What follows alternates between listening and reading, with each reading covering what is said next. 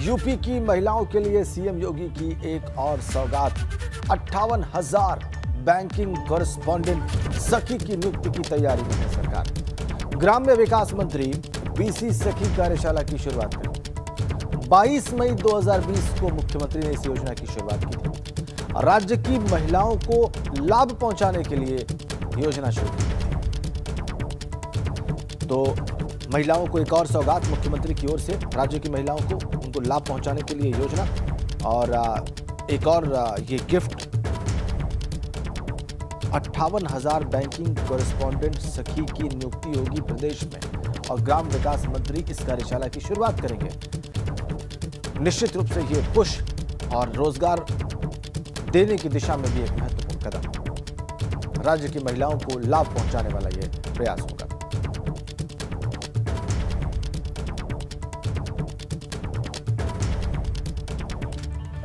तो चलिए अब फटाफट अंदाज में अवध की खबरों पर भी नजर डाल लेते हैं। चलिए शुरू करते हैं। अयोध्या मंदिर निर्माण में लगे मजदूरों के लिए बीजेपी ने पूर्व सांसद विनय कटियार ने अपने घर के पीछे के हिस्से में निवास बनाने के लिए ट्रस्ट को जगह दी है। इस जगह पर 400 मजदूरों के रहने की व्यवस्था की जाएगी। बाराबंकी में Jawaharlal Nehru memorial PG college में चल रहे महोत्सव 2021 में यूपी के कई लोगों को सम्मानित किया गया। समाज सेवा, फिल्म जगत, खेल, शिक्षा, पत्रकारिता सहित कई और क्षेत्रों में अच्छा काम करने वाले लोगों को सम्मानित किया गया। अमेठी के पूर्व सांसद और पूर्व केंद्रीय मंत्री कैप्टन सतीश शर्मा के निधन पर कांग्रेसियों में शोक की लहर। अमेठी के गौरीगंज स्थित कांग्रेस कार्यालय में उनकी याद में शोक सभा आयोजित कर पूर्व सांसद को श्रद्धांजलि दी गई। प्रयागराज के माघ मेले में खास आकर्षण का केंद्र बने मौनी महाराज ने शुक्रवार शाम को संगम में जल समाधि लेने का ऐलान किया। मेला प्रशासन पर उनकी संस्था को जमीन और सुविधाएं न देने का आरोप लगाते हुए जल समाधि का उन्होंने ऐलान कर दिया।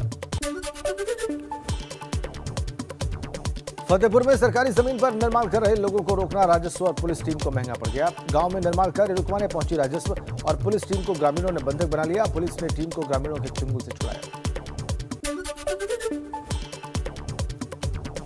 प्रतापगढ़ में प्रधान के भाई की गला घोंटकर निर्मम हत्या के बाद हाथ पैर रस्सी से बांधकर झाड़ी में फेंक दिया गया। सुबह ग्रामीणों ने शव मिलने की सूचना परिजनों को दी तो कोहराम मच गया। आक्रोशित ग्रामीणों ने 3 घंटे शव सड़क पर रखकर जाम लगाया। औरैया में सराफा व्यवसायी की लूट के बाद हत्या के मामले पर पुलिस ने एक और आरोपी को मुठभेड़ के दौरान गिरफ्तार कर लिया है। मुठभेड़ में पुलिस का एक जवान भी घायल हुआ। तो ये अवध की खबरें थी और अब कुछ और खबरों का रुख कर लेते हैं। बात करते हैं आगरा की, जहां पर बेकाबू कार ने टैंकर में टक्कर मार दी है और 1 किलोमीटर तक टैंकर ने कार को घसीटा है। हादसे में कार सवार जो चालक था उसकी मौके पर ही मौत हो गई है। पुलिस ने मृतक के शव को पोस्टमार्टम के लिए भेज दिया है। हादसे के बाद टैंकर चालक फरार हो गया तो रफ्तार का कहर देखने को मिला है। आगरा में शमशाबाद थाना क्षेत्र के आगरा रोड पर यह हादसा हुआ है, जहां पर एक कार और टैंकर में टक्कर हुई है और टैंकर का जो ड्राइवर है वो कार को 1 किलोमीटर तक घसीटता रहा। अगली खबर बलरामपुर से है। पुलिस चौकी से 200 मीटर की दूरी पर चल रहा था अवैध शराब का कारोबार। आबकारी विभाग और पुलिस टीम ने छापा मारा। ब्रांडेड शराब की कंपनियों के रैपर वहां से बरामद हुए। केमिकल, फर्जी बारकोड और सैकड़ों खाली बोतलें भी बरामद हुई। अवैध शराब बनाने वाले 2 अभियुक्त भी गिरफ्तार किए गए। पुलिस एवं आबकारी की संयुक्त टीम द्वारा एक अच्छा कार्य किया गया है, जिसमें 2 व्यक्तियों के पास से खाली शीशियां, ब्रांडेड कंपनी के रैपर्स, अनधिकृत रूप से केमिकल्स जिसमें स्प्रिट एवं अन्य केमिकल सामग्री है बरामद की गई है, और जिसे ये नकली शराब के रूप में बेचा करते थे, जिससे जनमानस को खतरा हो सकता था। इस संदर्भ में थाना हाजा पर समुचित धाराओं में अभियोग पंजीकृत किया गया है। 2 अभियुक्तों को गिरफ्तार भी किया गया है। शेष कार्रवाई प्रचलित है। और उन्नाव की बड़ी खबर का बात कर लें, जहां मृत 2 बच्चों का आज अंतिम संस्कार किया जाएगा। पीड़ित के परिजनों से बातचीत के बाद आईजी लखनऊ ने ये जानकारी दी है। माहौल की संवेदनशीलता के मद्देनजर आईजी रेंज ने गांव में कैंप किया है। मृत बच्चियों के पोस्टमार्टम रिपोर्ट में चोट के निशान नहीं है, ये कहना है डीजीपी का। घटना में तीसरी पीड़ित बच्ची की हालत अब भी गंभीर बनी हुई है।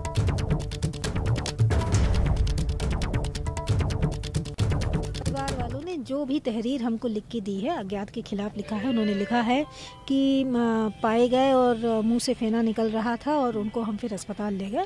उन्होंने जो भी बोला है उसके आधार पे हमने तहरीर दर्ज कर लिया, एफआईआर दर्ज किया। प्राइमा फेसी जो सिम्टम्स हैं वो पॉइजनिंग के सिम्टम्स पाए गए हैं।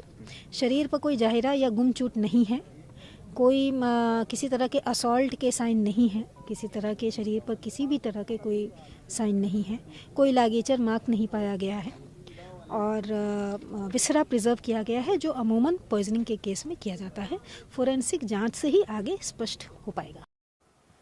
बड़ी खबर दिल्ली से है। उन्नाव कांड में अनुसूचित जाति आयोग ने इसका संज्ञान लिया है। आयोग ने सहायक निदेशक तरुण खन्ना को उन्नाव भेजा। आयोग को रिपोर्ट देंगे सहायक निदेशक। पीड़ित परिवार से भी मिलेंगे आयोग के सदस्य और पुलिस की रिपोर्ट भी देखेंगे आयोग के सहायक सचिव। तो अनुसूचित जाति आयोग ने इसका संज्ञान लिया इस पूरे घटनाक्रम का और आज दौरे इस आयोग से जुड़े लोगों के। और इसी से जुड़ी बड़ी खबर, यूपी राज्य महिला आयोग की सदस्य का उन्नाव दौरा है। आज महिला आयोग की सदस्य मनोरमा शुक्ला उन्नाव जाएंगी। राज्य महिला आयोग की सदस्य मृतका के घर पहुंचेंगी, परिवार के सदस्यों से बात करेंगी। मनोरमा शुक्ला घटना स्थल का निरीक्षण भी करेंगी। यूपी महिला आयोग की सदस्य मनोरमा शुक्ला परिवार के सदस्यों से बात करेंगी। तो उन्नाव में संदिग्ध हालत में हुई 2 युवतियों की मौत और एक युवती के गंभीर हालत में मिलने का मामला तूल पकड़ता जा रहा है। घटना में मृत पाई गई दोनों युवतियों के शवों का पोस्टमार्टम किया गया है, जिसके बाद दोनों युवतियों के शवों को उनके घर लाया गया। वहीं मुख्यमंत्री योगी आदित्यनाथ ने इस घटना का संज्ञान लेते हुए डीजीपी हितेश चंद्र अवस्थी से घटना की रिपोर्ट तलब की और तीसरी युवती का बिना खर्च बेहतरीन इलाज करवाने के निर्देश दिए। जबकि पुलिस ने इस घटना का सच जानने के लिए अब गहराई से मामले की जांच शुरू कर दी है। वहीं उन्नाव की घटना के मामले में अनुसूचित जाति आयोग ने भी यूपी के डीजीपी और मुख्य सचिव को नोटिस जारी करते हुए पूरे मामले की रिपोर्ट तलब कर ली है। 3 तस्वीरें हम आपको दिखा रहे हैं। और उन्नाव की घटना में गंभीर हालत में मिली तीसरी युवती का कानपुर में इलाज चल रहा है। युवती को वेंटिलेटर पर रखा गया है और इस मामले में अज्ञात शख्स पर हत्या की एफआईआर भी दर्ज हुई। घटना में मृत पाई गई दोनों ही युवतियों का शव उनके घर पर लाया गया। उन्नाव के हुसैनगंज के सीओ एनएस शुक्ला ने मौके पर जाकर घटनास्थल का मुआयना किया और पुलिस टीम ने वहां पर मौजूद सबूतों को इकट्ठा किया। हालांकि अब भी पुलिस इस मामले में कुछ भी कहने से बचती दिखाई दी। अभी घटनास्थल का हम लोग घटनास्थल का काम्बिंग कर रहे हैं। छोटी छोटी चीज़ें दूर दूर तक कोई सबूत ऐसा मिल जाए जिससे हमें विवेचना में सहयोग मिले, इसलिए हम लोग काम्बिंग कर रहे हैं, पूरा देख रहे हैं। अब हाँ मिलेगा तो जरूर आपको बताया जाएगा। अभी हम कर रहे हैं। तो और खबरों का रुख कर लेते हैं, बात करेंगे पश्चिमी यूपी की। फटाफट अंदाज में पश्चिमी यूपी की खबरें देखिए। चलिए शुरू करते हैं। ग्रेटर नोएडा में गौतम बुद्ध नगर के प्रशासनिक अधिकारियों का वैक्सीनेशन शुरू। पुलिस कमिश्नर आलोक सिंह, जिलाधिकारी सुहास एलवाई ने लगवाया कोरोना का टीका। ज्वाइंट कमिश्नर लव कुमार और प्राधिकरण के सीईओ नरेंद्र भूषण ने भी लगवाया कोरोना का टीका। एटा में सीएम सामूहिक विवाह योजना के तहत 124 गरीब जोड़ों की शादी कराई गई। विवाह कार्यक्रम में डीएम, एसएसपी, सीडीओ समेत कई अधिकारी शामिल हुए। फिरोजाबाद में वकीलों ने महंगाई के खिलाफ प्रदर्शन किया। वकीलों ने बढ़ते पेट्रोल, डीजल, गैस और टोल टैक्स की कीमतों को लेकर कोर्ट परिसर में अपना काम बंद करके विरोध जाहिर किया। मैनपुरी में तेज रफ्तार का कहर देखने को मिला। बेकाबू ट्रक ने रोडवेज बस में टक्कर मार दी। इस घटना में ट्रक का ड्राइवर गंभीर रूप से घायल हो गया। सहारनपुर में दबंगों ने छात्रों की लाठी डंडों से पिटाई कर दी। पिटाई का वीडियो वायरल है। वायरल वीडियो 5 दिन पुराना बताया जा रहा है।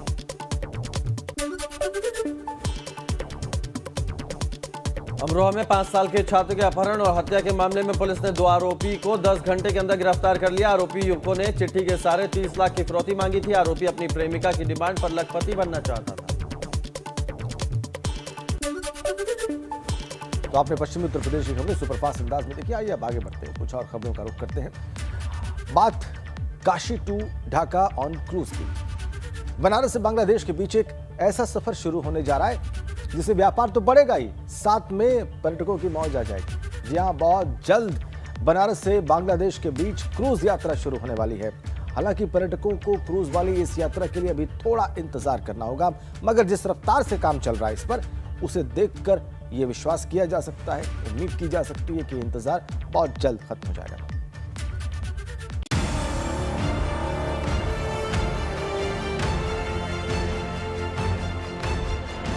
काशी एक नया अध्याय लिखने जा रहा है, विकास को नई रफ्तार देने जा रहा है, जिसकी उड़ान से आसमान छोटा पड़ जाएगा। बनारस से बांग्लादेश का फासला मिट जाएगा, क्योंकि अब बनारस और बांग्लादेश के बीच क्रूज चलाने की तैयारी हो रही है, जिसका ब्लूप्रिंट तैयार हो चुका है। पहले राउंड की बैठक हो चुकी है, अब बस इंतजार है उस पल का जब क्रूज काशी से रफ्तार भरेगा। जलमार्ग को लेकर एक बड़े कयास काशी से लेकर कोलकाता के बीच में शुरू हो रहे हैं। आप देखिए, यहाँ से ये धान की जो भूसी है वो कोलकाता भेजी जा रही है। इस जो जहाज है इसके द्वारा यहाँ से ये लाल बहादुर शास्त्री जो जहाज है वो धान की भूसी को लेकर कोलकाता जाएगा। इसमें धान की भूसियों को लादा जा रहा है। क्रूज से सिर्फ बांग्लादेश की दूरी नहीं मिटेगी, बांग्लादेश और बनारस के बीच होने वाले व्यापार में भी रफ्तार आएगी। बहुत आकर्षण मिलेगा, पर्यटन बहुत तेजी से बढ़ेगा। अभी कुछ लोग जो पहले यहाँ का पर्यटन खत्म हो रहा था, अब वो उससे लोग आकर्षित होंगे। गंगा के थ्रू जब हम कलकत्ता जाएंगे तो पूरा हमें भारत दिखेगा। क्योंकि अभी बांग्लादेश से सिर्फ पश्चिम बंगाल के हल्दिया तक जल परिवहन और सामान का आयात निर्यात होता है, मगर अब इस सेवा को बनारस तक बढ़ाया जाएगा। इसके जरिए बांग्लादेश से लेदर, गारमेंट और जूट का आयात सुगम होगा। साथ ही बनारस से चावल, फूड ग्रेन, कोयला, स्टोन चिप और सीमेंट बांग्लादेश भेजा जा सकेगा। और इसके साथ ही आने वाले दिनों में काशी से कोलकाता तक क्रूज चलाने के इंतजाम किए जा रहे हैं। काशी और कोलकाता के अधिकारियों के बीच एक बैठक हो चुकी है। कोलकाता के अधिकारियों ने काशी का दौरा कर लिया है और अब आने वाले दिनों में जलमार्ग के जरिए काशी से कोलकाता का सफर तय किया जाएगा। आपको बता दें कि काशी में पहले से अलकनंदा क्रूज चल रहा है। इसके साथ ही सरकारी क्रूज की भी सेवा है। अब बनारस से बांग्लादेश के बीच क्रूज सेवा शुरू करने की तैयारी जोर शोर से चल रही है। 2 दिवसीय दौरे पर वाराणसी पहुंचे बांग्लादेश के शिपिंग, वाणिज्य और विदेश मंत्रालय के अधिकारियों ने भारत सरकार के जहाजरानी मंत्रालय के अधिकारियों के साथ रामनगर मल्टी मॉडल टर्मिनल का निरीक्षण किया था। यहाँ पे देश का पहला इनलैंड रिवराइन पोर्ट जो रामनगर में संचालित हो चुका है और यहाँ से फ्रेट का आवागमन भी शुरू हो गया है। उसको और विस्तारित करने के लिए अभी उसमें एक समस्या ये है कि 365 डेज अभी नेविगेबल नहीं है, क्योंकि कुछ एक स्ट्रेच हमारा यहाँ से हल्दिया तक का डाउनस्ट्रीम में ऐसा पड़ता है जिसमें पानी का जो लेवल है वो कम होने के कारण वहाँ पे जो बड़े हमारे शिप हैं, फ्रेट शिप, वो नहीं जा पाते। इससे व्यापार के साथ साथ इस सेवा के शुरू होने से पर्यटन में रफ्तार आएगी। लोगों को एक ऐसा सफर करने को मिलेगा जिसमें एडवेंचर और रोमांच का डबल डोज होगा। मतलब एक तरीके से ट्रांसपोर्ट ये अच्छा है, जैसे कि हम लोग रोड ट्रांसपोर्ट होता है और इस तरह जल परिवहन, मतलब जो वाटर को एंजॉय, मतलब अच्छा लगता है जिनको, वो उसको एंजॉय कर सकते हैं ट्रांसपोर्ट की तरीके से। मतलब अच्छी बातें होनी चाहिए और मतलब अच्छा है कि स्टार्ट हो रहा है रेगुलर, ऐसे तो कभी कभी होता था ना। हालांकि पर्यटकों को क्रूज वाली इस यात्रा के लिए अभी इंतजार करना होगा, मगर जिस रफ्तार से काम चल रहा है उसे देख पूरी उम्मीद है कि ये इंतजार भी जल्द खत्म हो जाएगा। एबीपी गंगा के लिए वाराणसी से नीतीश पांडे की रिपोर्ट। अगर आप काशी से कोलकाता के बीच की यात्रा जहाज यानी पानी के जहाज से करना चाहते हैं तो आने वाले दिनों में आपका ये सपना साकार होने वाला है। इस वक्त हम खिड़किया घाट पर मौजूद हैं। खिड़किया घाट अपने विस्तार को प्राप्त कर रहा है लगातार और यहाँ से क्रूज सेवा चलाई जानी है। क्रूज यहाँ से रवाना होकर कोलकाता जाएगा और फिर कोलकाता से लेकर बनारस के बीच का सफ़र तय करेगा। पर्यटन के लिहाज से बड़ी पहल, विशेष पहल है ये और आने वाले दिनों में ये पहल बनारस को एक नया आयाम दे सकती है। कैमरामैन विशेष के साथ नीतीश कुमार पांडे, एबीपी गंगा, वाराणसी। चलिए खबरों में आगे बढ़ते हैं। उत्तराखंड की खबरें आपको दिखाते हैं सुपरफास्ट अंदाज में। देहरादून में सरकार की महाकुंभ के लिए तय की गई 1 अप्रैल से 30 अप्रैल तक की अवधि को लेकर नेता प्रतिपक्ष इंदिरा हृदयेश ने सरकार की मंशा पर सवाल उठाया। नेता प्रतिपक्ष ने कहा कि 1 महीने का कुंभ कराकर सरकार औपचारिकता कर रही है।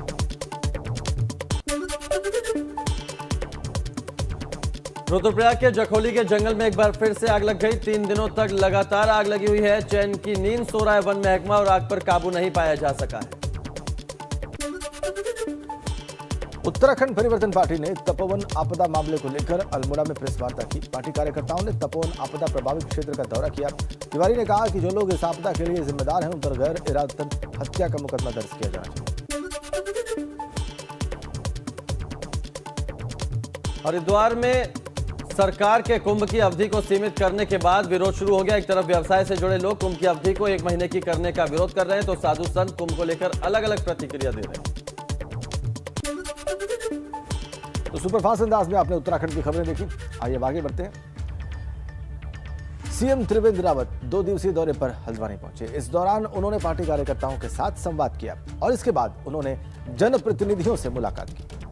आज मुख्यमंत्री जिले के अधिकारियों के साथ बैठक करेंगे और इसके साथ ही वो ओपन यूनिवर्सिटी के एक कार्यक्रम में भी हिस्सा लेंगे। तो ये आज का उनका कार्यक्रम, आज का शेड्यूल। हल्द्वानी दौरे का आज दूसरा दिन।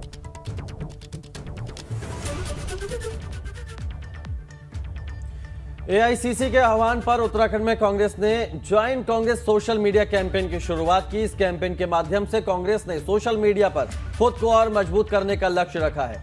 शुरुआत में 5 लाख ऑनलाइन वॉरियर्स कैंपेन के जरिए कांग्रेस को से जोड़ने का काम करेंगे।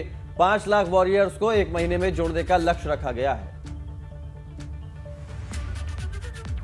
एक्टिवली कार्य करेगा, उसको जो है राष्ट्रीय स्तर पर भी और राज्य स्तर पर भी और जिले स्तर पर भी हम अपने साथियों को आगे बढ़ाने का काम करेंगे, जो इसमें सबसे ज़्यादा रुचि लेने का काम करेंगे। और आज आवश्यकता भी है, क्योंकि जो देश के हालात हैं, जो परिस्थितियां हैं, उन परिस्थितियों में बहुत सारी चीज़ों को तोड़ मरोड़ करके प्रस्तुत किया जा रहा है।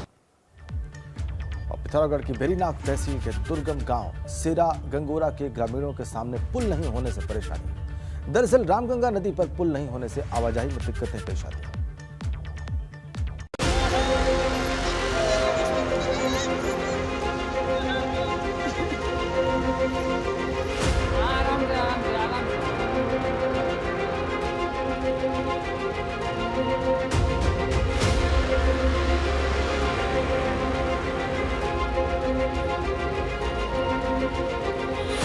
नदी में पानी इतना तेज है कि जरा सा चूक हुई तो इन लोगों की जान जा सकती है। मगर पिथौरागढ़ के लोग इस तरह से जान जोखिम में डालकर नदी पार करते हैं। रामगंगा नदी पर पुल नहीं होने से लोगों को नदी के बहाव के बीच से होकर गुजरना पड़ता है। शासन प्रशासन भले ही इस ओर ध्यान न दे रहा हो, मगर एक शख्स है जो ग्रामीण की मदद के लिए आगे आया है।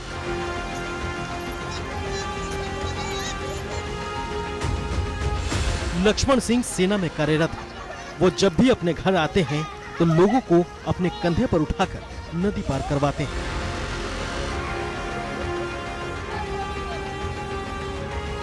सेना में कार्यरत हूँ। जब भी मैं छुट्टी आता हूँ तो जैसे देखता हूँ कि हाँ लोग परेशान हैं, जैसे अभी हमारे पास पुल की सुविधा नहीं है या रास्ता दूर पड़ता है, तो मैं अगर नदी कम हो तो मैं जनता की सेवा करता हूँ नदी पार करने में। जैसे अभी आपने देखा ही होगा, इस हिसाब से मैं लोगों की सहायता करता हूँ।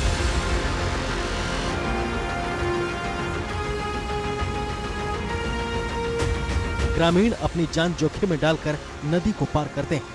पिछले कई साल से ये सिलसिला जारी है। ग्रामीण परेशान हैं, मगर उनकी मुसीबत को दूर करने वाला कोई नहीं। एबीपी गंगा के लिए पिथौरागढ़ से योगेश पाठक की रिपोर्ट।